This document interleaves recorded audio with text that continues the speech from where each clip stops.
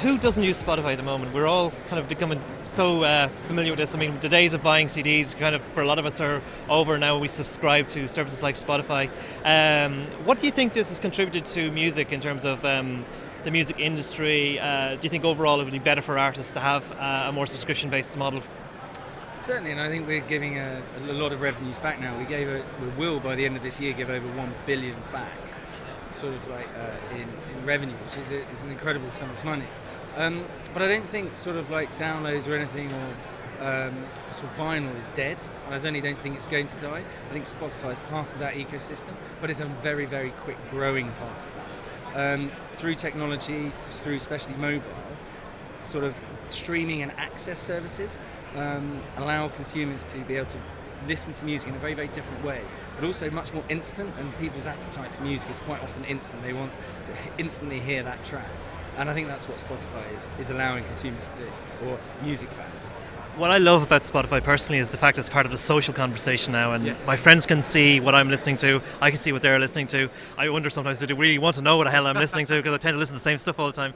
But in terms of the discovery of music, once upon a time when I was a kid, I would have dreamed of something like Spotify and said, oh, I'd love to just be able to type in what I want and music's there. Half the time we actually sometimes then find it with all the music out the world at our disposal, we don't know where to start. So how do we make discovery better? Well, I think we would probably admit when we started, and certainly started the Spotify journey, it was very much about big jukebox, type in what you knew. But as you just said, discovery is the difficult thing. And I think actually we're really starting to nail it.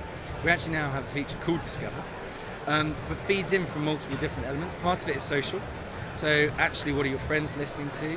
And so it starts to recommend music that people that you are following within your social network, which is actually really good because there are some friends you have who really know their music. Also then looking at algorithms, so actually the really clever back-end stuff of actually, cool, we know that you listen to this type of music, here's a load of similar stuff that people like you listen to as well. But then also actually sort of giving you personal curated music, so be that celebrities, but all that, another service that we have called Browse, which gives you that music for every moment. So let's think of, you can always think of an occasion or an event, be it a wedding, be it a dinner party. You can actually start to go, cool, I want some music for a dinner party, but it's an up-tempo, it's a raucous sort of dinner party. So actually we can start to be able to curate or discover music on so many different levels. And I think the interesting thing is that brands and celebrities can really, really be part of that conversation. In terms of finding Spotify, I mean, Spotify is on a lot of devices now. It's on your mobile phone, it's on your tablet, it's on your computer, your desktop. We're seeing a lot of things happening now with the video console market as well. I mean, where do you want to see Spotify in the future? I mean, will it be just like discovering it by changing a channel on your TV? Just how many places do you see Spotify emerging? I mean, one of the things that I found has always said, it's about Spotify being frictionless. It's about being able to access music anywhere. It doesn't matter where you are, you should be able to do it. And also consumers get technology a lot quicker than we do as a tech business. They want it on whatever device they have at that particular point in time. So we're now even on connected TVs, we're also in car.